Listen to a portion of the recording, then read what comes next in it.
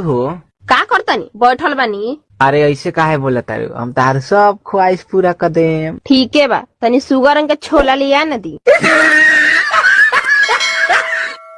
ए सुन तारू हो, ए मास्क नहीं के पहने के। अरे सुना ना, एगो बात कहे के बा। का कहे के बा? पूरा गांव महला बिना मास्क के निकलते नहीं खे। आ इनका तो कुछ बुझाई के ना बा। का कहत रहा कह। आई लव यू मास्क लगा के। 2 घंटे से चावल पका रहा हूँ, अभी तक पका नहीं। 1 गिलास चावल में 2 गिलास पानी डाला था। हाँ वही तो किया था, देखो।